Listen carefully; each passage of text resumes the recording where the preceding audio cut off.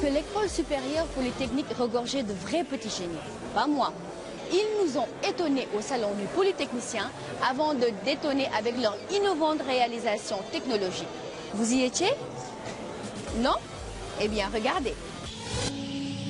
Plus connue sous le nom d'ENSUT, l'école supérieure polytechnique de Dakar forme, comme son nom l'indique, les polytechniciens. L'une des missions de l'ESP est d'organiser des enseignements et des activités de recherche visant à promouvoir le perfectionnement permanent, l'adaptation à la participation, l'évolution économique et managériale, l'évolution scientifique et technologique. Cette mission a été bien comprise et mise en œuvre par les étudiants de l'école qui ont organisé la 3e édition du Salon du Polytechnicien. Le projet que nous avons donc développé, ça porte sur la fabrication d'un buzzer artisanal pour des jets télévisés.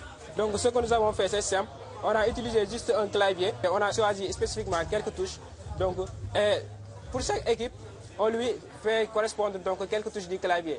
Par exemple, on prend A, B, C, D, on les fait correspondre aux joueurs A1, A2, A3. Donc nous avons écrit un petit programme Pascal pour gérer les buzz. Le programme est tellement simple avec un algorithme simple. Ainsi, nous allons vous faire une petite démonstration. Tu vas buzzer. Donc, quand un joueur buzz, un signal est émis en même temps. En plus, il y a le nom du joueur qui est dit par le programme. Quand le chrono est déclenché, donc comme vous pouvez le voir sur l'écran, maintenant quand ça reste 5 secondes, il y a un son qui est déclenché pour lui dire que le temps de réflexion est presque fini. Le buzzer peut être réalisé par n'importe qui, donc ce qui rejoint un peu le thème du salon. Nous allons vous présenter un projet sur la détection de mouvements. C'est-à-dire, on va détecter des mouvements devant un écran pour changer de décor, par exemple. Quand on a un salon, qu'on a un écran, et à chaque fois qu'un invité passe, le décor il change. Bon, les perspectives de notre projet, c'est par exemple pour une télévision, de pouvoir augmenter le volume juste avec la main, diminuer le volume avec la main, éteindre, allumer. Moi, j'ai fait une application de surveillance qui permet de surveiller un TP.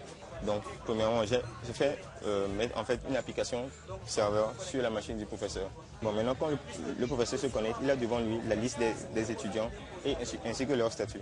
Maintenant, ce qui est intéressant avec l'application, c'est que le professeur peut savoir en temps réel ce que tous les étudiants sont en train de faire. Ce projet porte sur la gestion des serveurs à distance. Il serait intéressant d'avoir un moyen pour récupérer des données sans pour autant se déplacer.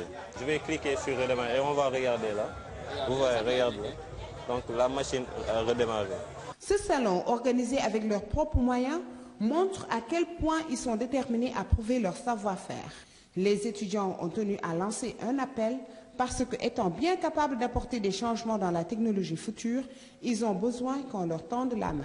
À travers cette émission, vous pouvez voir que les polytechniciens ont mis en évidence leur savoir-faire par le biais de projets innovants et qui répondent au thème, à savoir la technologie à la portée de tous.